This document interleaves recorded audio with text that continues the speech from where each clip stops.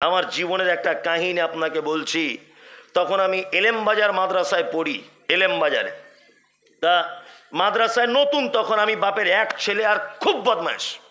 মানে আমার মা আমার বদমাইশি সহ্য করতে না পেরে আমার বাড়ি থেকে 250 কিলোমিটার দূরে দিয়ে এসেছে আর বলেছে, তোকে আর জীবনে বাড়ি আনবো না মৌলভী সাহেব না হওয়া পর্যন্ত। মানে বাড়ি আনলে দিনে 20টা করে বিচার আমার বাপের কাছে, তোমার ছেলে এই করেছে, তোমার ছেলে এই করেছে। অথচ আমার মায়ের 4 বেটির পরে আমি একটা বেটা। তা মাদ্রাসায় পড়ি, ছোট থেকে খুব বদমাইশ। তা শিয়ালদা স্টেশনে তখন সেই ইঞ্জিন ছিল, ওই আপনার কয়লার ইঞ্জিনের গাড়ি চলতো সম্ভবত, দিক দিক দিক দিক করে, কয়লা না ডিজেলের, এখন তো ইলেকট্রিক হয়ে গেছে সব। তা ওই গাড়িতে করে শিয়ালদা স্টেশনে পৌঁছেছি। তা দেখছি একটা লোক, ছোট থেকে একটা মনে অনেক কিছু জাগলে কৌতূহলী জাগে, জাগে না, একটা লোক দেখছি খাঁচার ভিতরে একটা টিয়া পাখি নিয়ে বসে আছে। মাদ্রাসার ছেলে তো খুব বদমাইশ হয়, আর মাদ্রাসার ছেলে যদি পড়তে পড়তে ছেড়ে দেয়, তো ও যে রাস্তায় চলে ইবলিশ শয়তান ও রাস্তায় যায় না। কি বলছি বুঝতে পারছেন না? হ্যাঁ, এদের বুদ্ধি কেমন জানেন? মাঝখানে একটা কথা বলি, আপনারা ঘুমিয়ে যাচ্ছেন ওই জন্য বলছি। একটা রাজা তার মন্ত্রী সভাতে বলছে যে মাদ্রাসার ছেলে আর স্কুলে পড়া ছেলের বুদ্ধি কার কতটা বেশি, একটা পরীক্ষা করব। রাজা মশাই 100 মাদ্রাসার ছেলে ডেকেছে আর 100 স্কুলের ছেলেকে ডেকেছে। তা রাজা মশাই বলছে একটা স্কুলের ছেলেকে, এই শরীফুল, তুমি বলো তো 1 পুকুর পানি 1 বালতিতে ভরা যাবে? তা বলছে রাজা বাবু, এটা কি করে সম্ভব? 1 পুকুর পানি 1 বালতিতে কোনোদিন হয়? আচ্ছা আচ্ছা আচ্ছা আচ্ছা আচ্ছা, এই তালবিলি মাদ্রাসা ছেলেরা শোন, তোদের ভিতরে কে আসবি? তা রফিকুল হাত তুলেছে, বলছে স্যার আমি। এদিকে আচ্ছা বলো তো দেখি, 1 পুকুর পানি 1 বালতিতে ঢোকানো সম্ভব? তা মাদ্রাসা ছেলে তখন বলছে, স্যার এ তো জলের মতো। এইটা কি প্রশ্ন হলো? কি এসব আজে বাজে বলছেন আপনি? তো বলছে, কেন এত কঠিন প্রশ্ন তুই এত জলের মতো ভাবলি? বলছে স্বাভাবিক ব্যাপার তো, পুকুরের 3 গুণ বড় যদি বালতি হয় এমনি ঢুকে যাবে। বলছে বুদ্ধি দেখুন, বলছে পুকুরের থেকে 3 গুণ বড় যদি বালতি হয়ে যায়, হ্যাঁ এমনিতে পানি ধরে যাবে, এটা আবার জানার কি আছে? কি বলা বুঝলেন না? এটা হচ্ছে মাদ্রাসায় পড়া ছেলে। তা শিয়ালদা স্টেশনে দাঁড়িয়ে আছি, তা লোকটা দেখছি সবার হাত দেখে দেখে বলে দিচ্ছে কি কোথায় বলছে। তখনকার দিনে 1 টাকা না 2 টাকা করে নিচ্ছে। তা তখন তো হাদিস কোরআন তো বুঝতাম না, প্রথম মাদ্রাসায় ভর্তি হয়েছি। তা আমার ইচ্ছা হলো যে আমি একটু হাতটা দেখাইতে, আমার ব্যাপারে কি বলে। আমি তো মাদ্রাসায় পড়বো না, আমার মা আমায় ছাড়ছে না। তা হাতটা দেখিয়ে যদি বলে যে তুমি মৌলভী সাহেব হতে পারবে না, তাহলে খুব আনন্দের ব্যাপার।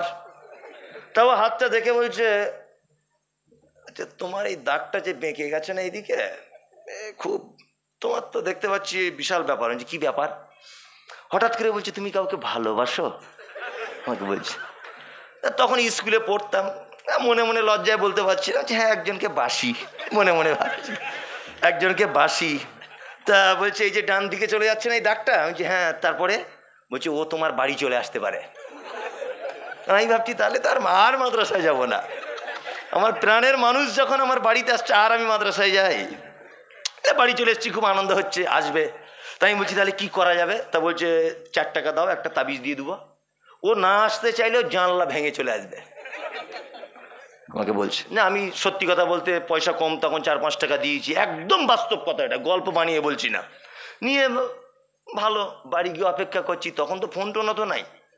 অপেক্ষা করছি এরা কবে আসবে কবে আসবে, শুধু দিন গুনছি কবে আসবে, শখের মানুষ, আসছে না। তা দিন গুনতে গুনতে যখন আসছে না, তা আমার মা আবার বাড়িতে মারধর শুরু করে দিয়েছে, মাদ্রাসায় চলে যা।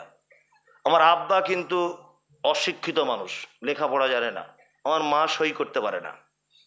কিন্তু আমার আব্বা ছোট থেকে নিয়েছিল, শুধু বলতো তোকে আমি বাড়ি বসে থাকবো আর সবাই বলবে এই মমতাজুল ইসলাম বাড়িতে আছে, আর তুই গাড়ি করে বক্তব্য দিতে যাবি, আমি দেখবো। খুব শখ আমার আব্বার। আল্লাহ হয়তো আমার আব্বার দোয়া কবুল করে নিয়েছে, হতে পারে, জানি না। তা যাই হোক, তা আমি মাদ্রাসায় যাব, আবার এসছি। তো ওই লোকটাকে বলছি আবার এসে, চাচা তুমি যে সেদিন আমায় 5 টাকা ঝেড়ে দিলে, সে তো এলো না। অপেক্ষা করে করে আবার হাত দেখে বলছে ব্যাপার একটু উল্টো দিকে। যে কি ব্যাপার? বলছে ও আসতে চাইছিল। তুমি ক টাকা তাবিজ দিয়েছিলাম সেদিন? বলছে 5 টাকার।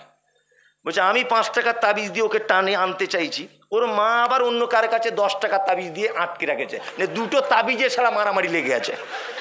যার তাবিজের দাম বেশি তার পাওয়ার বেশি, পাক্কা চিটিংবাজ। কি বললাম বুঝলেন না? ওই জন্য কাজী নজরুল এই সমস্ত দৃশ্য দেখে তিনি বলেছেন, ওরে পীর ফকিরের কথা যদি সত্য হতো তারা কেন ফুটপাতে ভিক মেঙে খেত? আপনার বইয়ের ছেলে হয় না, আপনি যাচ্ছেন দরগায়, আর দরগার হুজুরের বইয়ের যখন ছেলে হয় না প্লেনে করে যাচ্ছে সিঙ্গাপুরে। বুঝেন না? হুজুর সবার বাড়িতে মিলাদ পড়ে পড়ে বেড়ায়, হুজুরের বাড়িতে কোনোদিন মিলাদ হয় না। হুজুর সবার বাড়িতে সবে বরাত করে, নিজের বাড়িতে কোনোদিন করে না, পরের বাড়ি খেয়ে বেড়ায়। কি বললাম বুঝলেন না? আরে 2024 সালে এবকালক থাকে। আল্লাহ বলেছেন অনুনাজ্জিলু মিনাল কোরআনে মা হুয়া শিফা, কোরআন অবতীর্ণ করেছি আমি মোমেনদের আরোগ্যের জন্য। জ্বর হয়েছে, কোরআন তেলাওয়াত করুন, অবশ্যই ভালো হয়ে যাবে। আপনি বিপদে পড়েছেন, কোরআন তেলাওয়াত করুন, কোরআন তেলাওয়াতের দয়াতে বা রহমতে বা বরকতে আল্লাহ আপনাকে সুস্থতা করে দিবে। আপনাকে এ যুক্তি কে দিল যে কোরআন তাবিজ করে গলায় বেঁধে ঘুরতে হবে? আপেল খেলে শরীরে ভিটামিন হয়, কেউ যদি আপেল গলায় বেঁধে ঘোরে হবে?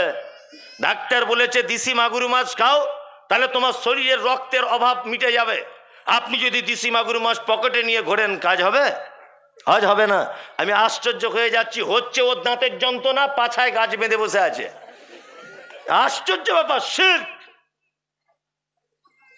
ও দাঁতের যন্ত্রণা হচ্ছে, পাছায় গাছ বেঁধেছে। আশ্চর্য ব্যাপার।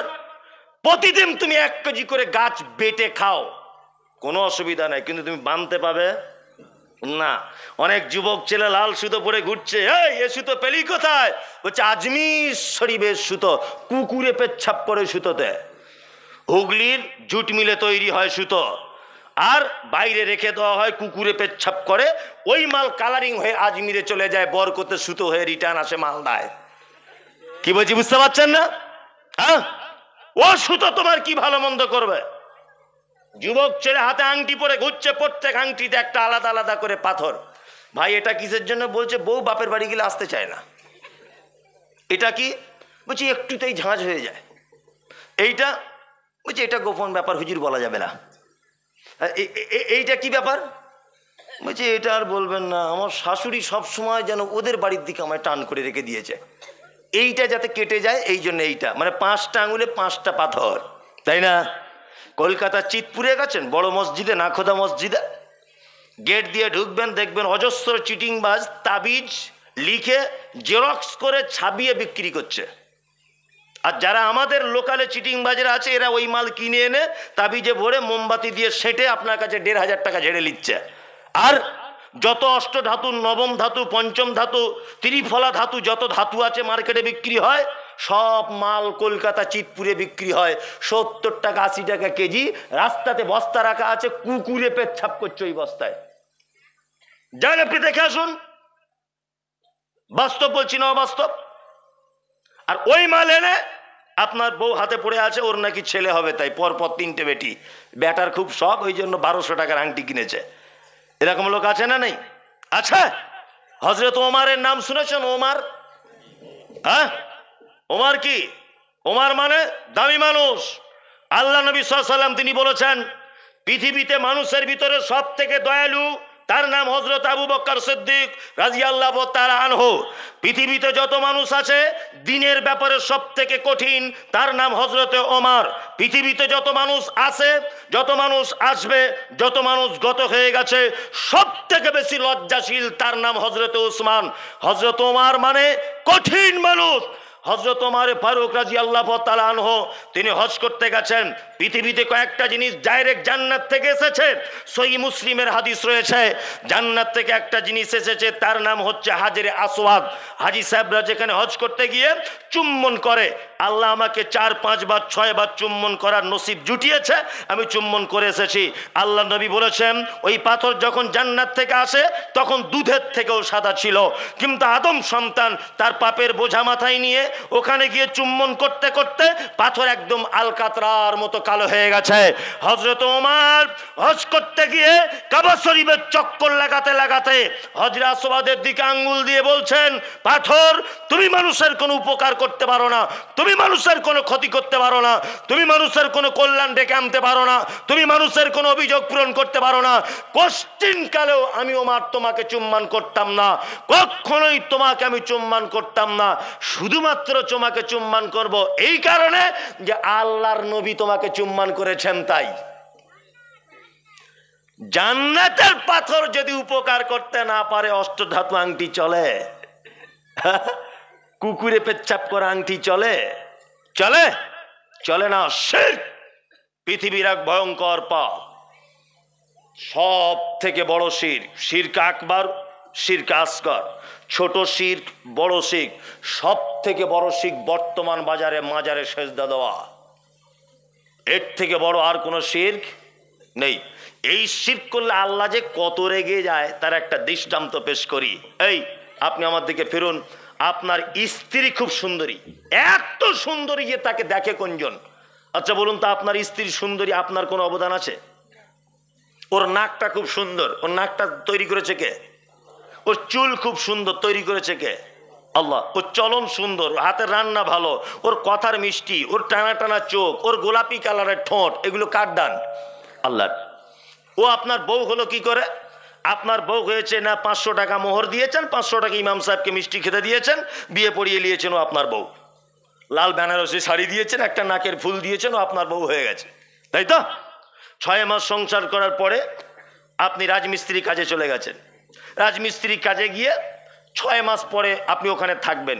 এই 6 মাসের ভিতরে সুন্দরী বউ তো দেওরের সাথে গল্প করতে করতে চুলের পরে একটু এদিক ওদিক হতে হতে দেওর আর ভাবির দুজনের হালকা একটু প্রেম জমে গেছে। 6 মাস পরে আপনি বাড়ি এসেছেন। 6 মাস পরে বাড়ি আসার পরে হঠাৎ ঘরের দরজা খুলে দেখছেন আপনার সুন্দরী বউ আপনার ছোট ভাইয়ের গলা ধরে শুয়ে আছে বা বসে আছে। বলুন তো আপনার রাগ হবে কি হবে না? হবে। নিজের ভাই একটু ভাবির গলা ধরেতে তাই রাগ হবে? রাগ হবে। কিসের অধিকার? কেন রাগ হয়? কি দিয়েছো তুমি? ওর রূপ আল্লাহর দান, ওর চেহারা আল্লাহর দান, ওর সৌন্দর্য আল্লাহর দান। কেন তুমি কিসের অধিকারে ও তোমার ছোট ভাইয়ের গলা ধরেছে বলে তোমার রাগ হয় কেন? কি দিয়েছো তুমি ওকে? কিছুই দিতে পারোনি, তারপরেও তোমার এত হিংসা।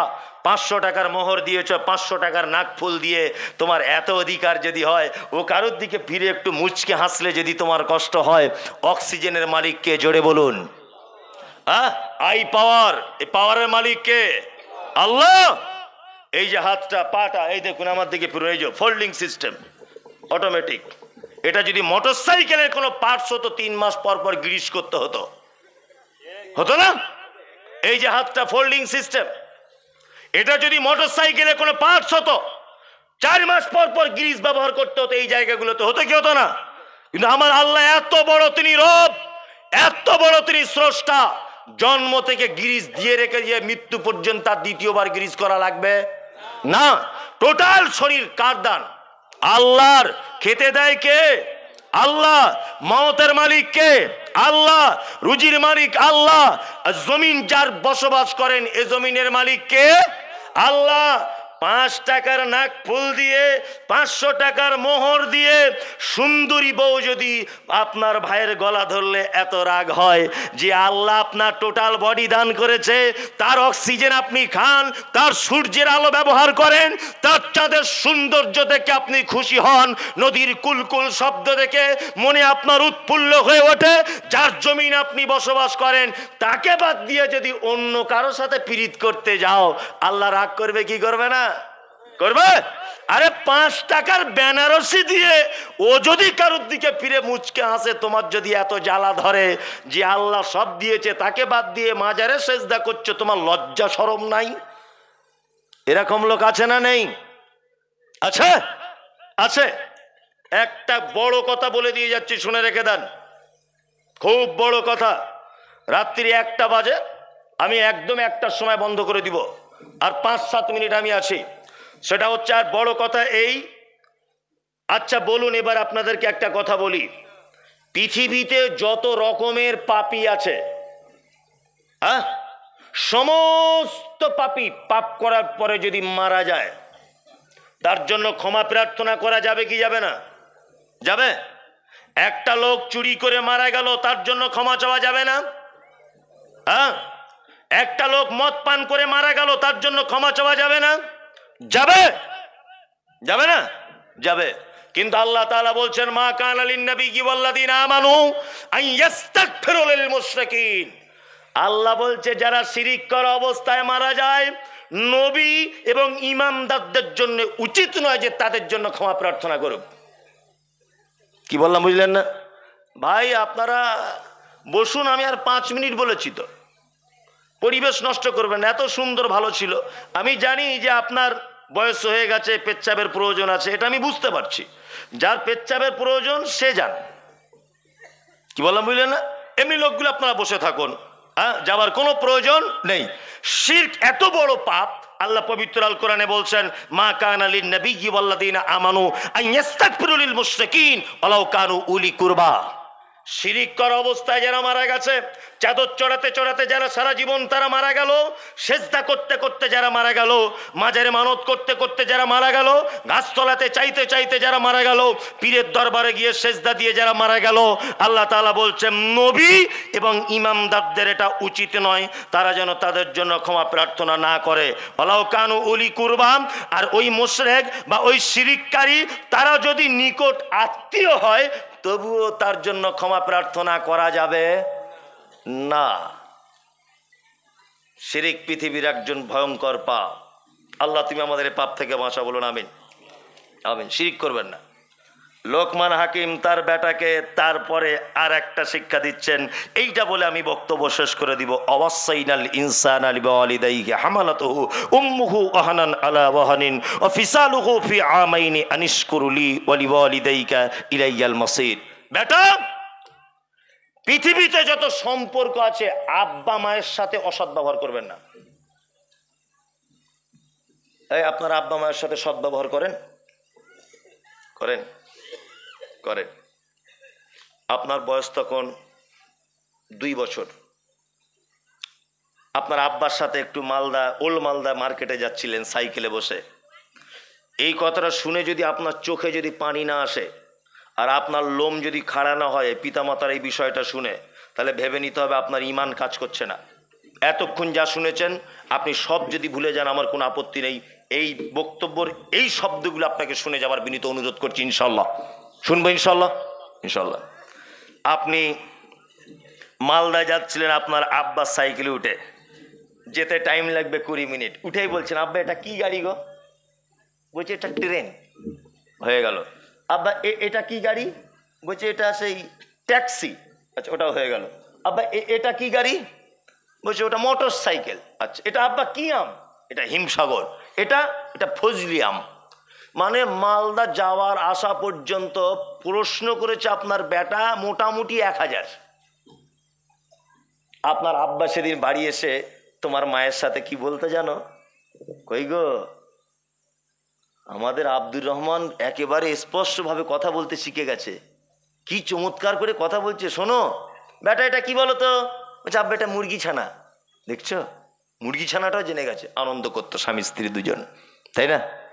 ওই আব্বাটারই বয়স হয়ে গেছে, বয়স তখন 85 বছর, চোখে কম দেখে, কানে কম শোনে। কি বললাম বুঝলেন? ভাত দিয়েছেন খেতে, বারান্দাতে খাচ্ছে ভাতটা, একটা মুরগির বাচ্চা এসে, এই এদিকে ফেরো, একটা মুরগির বাচ্চা এসে ভাতের থালার পাশে ঠক ঠক ঠক ঠক করে ঠোকরাচ্ছে। তোমার আব্বা তো একটু কম দেখে।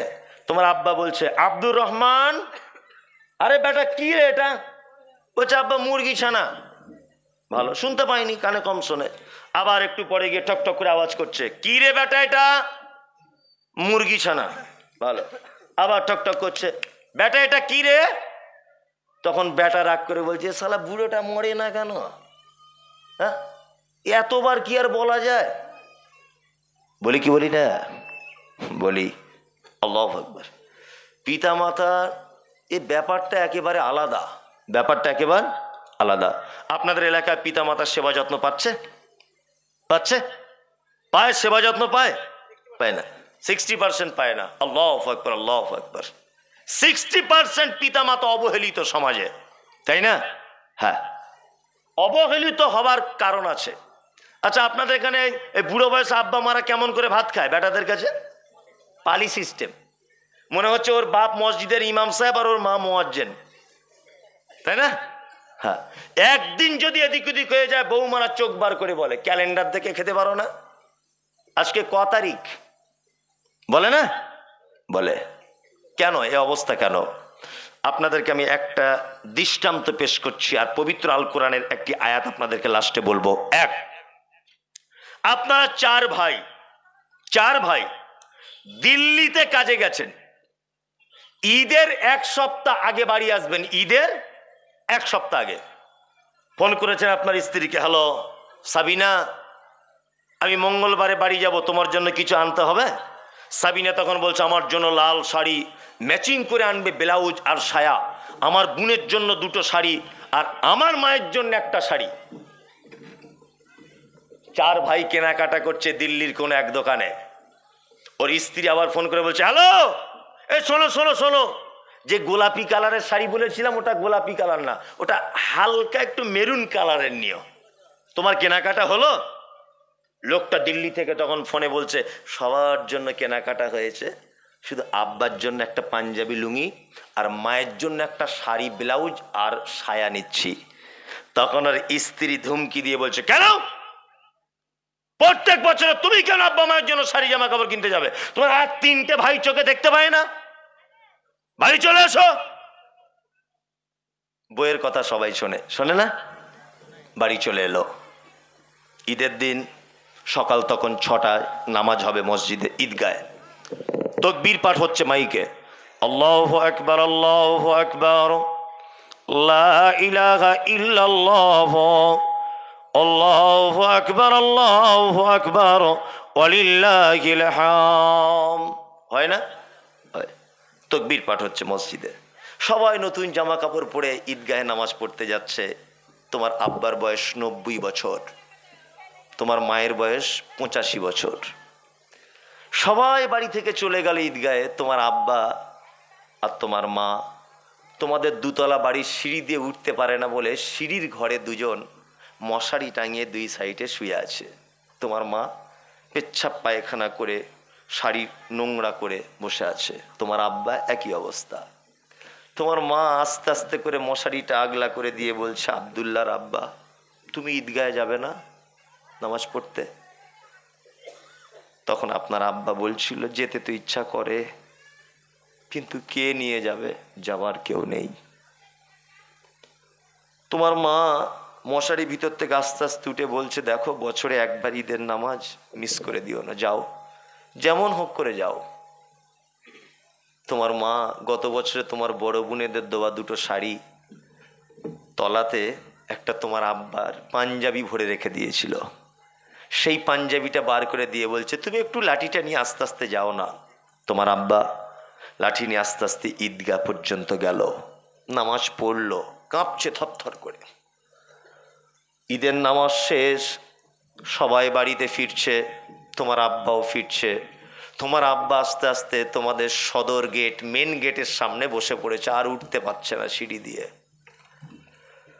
তোমরা তো ঈদের দিন শালা শালি আত্মীয় স্বজনকে নিয়ে দুপুর 12টা 1টা 2টো পর্যন্ত বিরিয়ানি কোপ্তা পোলাও করে খাচ্ছ 3 তলার উপরে। দুপুর 2টো পর্যন্ত তোমার মা গোসল না করে মশারির ভিতরে পায়খানা অবস্থায় পড়ে আছে। তোমার আব্বা কাঁপতে কাঁপতে মেন গেটের সামনে বসে আছে। বড় বৌমা দেখতে পেয়ে বলছে তার ছেলেকে, আব্দুল্লাহ, 2 পিস রুটি আর 2 পিস গোস্ত তো দাদুকে দিয়ে, ফকিরের মতো বসে আছে, তবে মানা করবি, একটা খেতে বলবি, একটা পরে খেতে বলবি, তাছাড়া পাতলা পায়খানা করবে। ওর হুঁশ জ্ঞান খুব কম বুড়োটার। কেন এ সমাজ, কেন এ দুরবস্থা? হ্যাঁ, তোমার আব্বা মায়ের আজকে উপযুক্ত সাজা হচ্ছে, কারণ ওদের দুইজনের মতো বড় বদমায়েশ আর বড় খারাপ পৃথিবীতে কেউ নেই। তাদের বদমায়েশির কারণে এই অবস্থা। তাদের থেকে বড় অপরাধ আর অপরাধিনী পৃথিবীর কোনো পুরুষ আর নারী নেই। তোমার মায়ের অপরাধগুলো একটা একটা করে বলি। তোমার মা এই গ্রামের পর্দাশীল মহিলা ছিল, জীবনে কোনোদিন কোনো পরপুরুষের সামনে মুখ খুলে কথা বলতো না। আমি মমতাজুল ইসলাম রাস্তা দিয়ে আসছিলাম, তোমার মা আমাকে দেখে একেবারে হুঁচট খেয়ে বাড়ির ভিতরে ঢুকে গেল, এত পর্দা করত। তোমার মায়ের পর্দার ব্যাপারে গ্রামে নাম ছিল যে শাহাদাত চাচার বইয়ের মতো পর্দাশীল গ্রামে কেউ নাই। তোমার মায়ের জীবনের সব থেকে বড় ভুল একটা জায়গায়, যে তোমার মতো অপদার্থ ছেলেকে জন্ম দিতে গিয়ে মালদার কোনো এক হাসপাতালে পরপুরুষ ডাক্তারের সামনে উলঙ্গ হয়ে সায়া ব্লাউজ খুলে লজ্জাস্থান দেখাতে হয়েছিল তোমার মতো বদমায়েশ ছেলেটাকে জন্ম দিতে গিয়ে। তোমার মায়ের জীবনের 1 নম্বরে বড় অপরাধ যে তোমার মতো অপদার্থ বেটাকে জন্ম দিতে গিয়ে হাসপাতালের বেডে তোমার মা উলঙ্গ হয়েছিল পরপুরুষ ডাক্তারের কাছে। তোমার মায়ের দ্বিতীয় বড় অপরাধ, তোমার মা ছিল হাঁসের ডিমের মতো সাদা চকচকে পরিষ্কার। তোমার মা হাসপাতালে গেছে তোমাকে জন্ম দিতে, ডাক্তার বাবু বলেছে বাচ্চা সোজাসুজি থাকার কথা, বেঁকে লেগে গেছে। তোমার মা জীবনে কোনোদিন ভয়ে ইঞ্জেকশন দিতে পারতো না, ভীতু এত। তোমার নানার এক বেটি ছিল, যখন ডাক্তারে কথা বলেছে তোমার মা তখন ডাক্তারের হাত দুটো ধরে বলেছিল, ডাক্তার বাবু আপনি আমার প্রাণের বিনিময়ে, আপনি আমার যে কোনো মূল্যে আপনি আমার বেটাকে একটু বাঁচান। ডাক্তারবাবু তখন বলেছিল, মা তুমি বেডে শুয়ে পড়ো, আমি ধারালো কাঁচি দিয়ে তোমার পেট কেটে তোমার বাচ্চা বার করব। যে মা কোনোদিন ইঞ্জেকশনের সূচ ঢোকাতে ভয় করত, সেই মা তোমার মতো অপদার্থ বেটাকে জন্ম দিতে গিয়ে হাসপাতালের বেডে সাদা হাঁসের ডিমের মতো চকচকে ফর্সা চামড়াকে কেটে দিয়ে তোমার মা তোমাকে দুনিয়ার আলো দেখিয়েছিল। আজও সেই 85 বছর বয়সে সেই মোটা সূচ আর সুতো দিয়ে সেলাই করা পেটের বেদনা আজও মশারির ভিতরে তোমার মা অনুভব করে। এটা তোমার মায়ের জীবনের দ্বিতীয় বড় অপরাধ। তোমার মায়ের তৃতীয় অপরাধ, তোমার মা ছিল এই গ্রামের সব থেকে সুন্দরী, অপরূপা, চরমা সুন্দরী। তোমার মায়ের মাথার চুল দেখে কোনজন? হাঁটু পর্যন্ত তোমার মায়ের মাথার চুল দুলতো, কালো কুচকুচ কুচকুচ করতো তোমার মায়ের মাথার চুল। কিন্তু তোমার মতো বেটাকে জন্ম দিতে গিয়ে হাসপাতালের বেডে তোমার মায়ের কালো চুল লাল রক্তে জমাট বেঁধে গিয়েছিল। এটা তোমার মা। তোমার মা মানে তোমার মায়ের আজকে ঈদের দিনই অবস্থা কেন? কেন তোমার মা আজকে পালি সিস্টেমে ভাত খায়? কেন তোমার মা তোমার কাছ থেকে শাড়ি থেকে বঞ্চিত? কেন তোমার আব্বা তোমার কাছ থেকে পাঞ্জাবি থেকে বঞ্চিত? তোমার মায়ের আরো অপরাধ আছে। চিকিৎসা বিজ্ঞানীরা বলেছেন প্রত্যেক দিন একটা বাচ্চা তার মায়ের 8 বার দুধ পান করে, একবার 250 গ্রাম করে দুধ পান করে। কোরআনের ভাষাতে 30 মাস দুধ পান করাতে হয়। 50 টাকা যদি দুধের কেজি হয়, একটা বাচ্চা তার মায়ের দুধ পান করে 90,000 টাকার।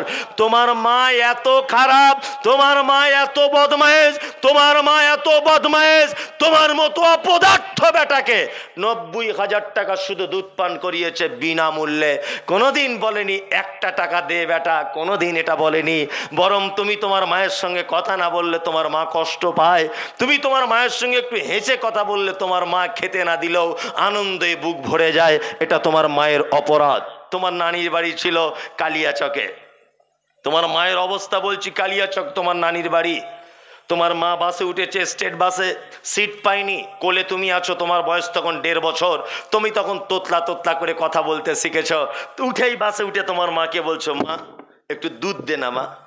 বারবার মুখে চর মারছে, মা একটু দুধ দে না। তোতলা তোতলা কথা বলতে শিখেছে। তোমার মায়ের বয়স তখন 26 বছর, একেবারে টকটকে সুন্দরী তোমার মা। বাসে উঠে থেকেই তুমি বলছো একটু দুধ দে না মা। কন্ট্রাক্টর বুঝতে পেরেছে মহিলাটার বাচ্চা আছে কোলে, কোন রকম একটা সিট ম্যানেজ করে তাকে বসিয়ে দিয়েছে। বসেছে, বসে থেকে শুধু বলছে, মা একটু দুধ দে না, একটু দুধ দে না। কালিয়াচক জাম রাস্তা, যেতে টাইম লাগবে 3 ঘন্টা, ধরে নেন, বোঝানোর জন্য বলছি। তোমার মা তখন চারিদিকে এরকম করে বাসের ভিতরে লোকজন দেখছে, কেউ কোথায় আছে নাকি। যুবক ছেলেরা তোমার মা সুন্দরী বলে ফ্যাল ফ্যাল করে দেখছে। তোমার মা পাড়া গ্রামের মেয়ে, খুব লজ্জাশীলা, মহিলা খুব লজ্জা করছিস, কি করে ব্লাউজটা খুলবো, তুমি এদিকে বারবার ডিস্টার্ব করছো। তোমার মা লজ্জার মাথায় ঝাঁটা মেরে বুকের ব্লাউজ খুলে দিয়ে বলছে, বাপ দুধ পান করো। দুধের বোঁটা তোমার মুখে দিয়েছে একটা, আর একটা হাত দিয়ে জননী একবার পেটের কাপড় টানছে, একবার পিঠের কাপড় ঠিক করছে, একবার মাথার কাপড় দিচ্ছে, একবার দেখছে আমার দিকে কেউ তাকিয়েছে কিনা। পাড়া গ্রামের মহিলা তো লজ্জা করছে, বুকের স্থান খুলে দিয়েছে বাসের ভিতরে। তোমার মা যদি শুধু একবার সেদিন বলে দিত, আমি খুব লজ্জাবতী নারী, তোকে দেখে আমি দুধ দিতে পারবো না, লজ্জা লাগছে, এই মমতাজুল ইসলাম বলবো 3 ঘন্টায় তুমি কচি কণ্ঠনালী আটকে মারা যেতে। তোমার আব্বা মানে কে জানো? তোমার আব্বা মানে ওই বদমাশ লোকটা। তুমি ক্লাস 5-এ পড়ো, সবাই সাইকেলে স্কুলে যায়, তোমারও মাথায় ভূত চেপেছে সাইকেল কিনতে হবে।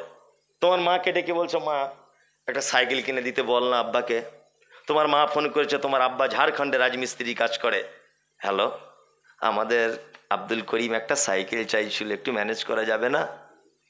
তোমার আব্বা 10টার সময়তে যে টাকাটা টিফিন খরচা বাবদ পেত, ওই টাকাটা সেই দিন থেকে টিফিন খাওয়া বাদ দিয়ে জমিয়ে জমিয়ে তোমার মায়ের অ্যাকাউন্টে পাঠিয়ে দিয়ে বলেছিল, আব্দুল করিমকে একটা সাইকেল কিনে দিও। তোমার আব্বাকে জানো? তোমাকে বড় অফিসার করবে বলে তোমার আব্বা টোটো চালাতো।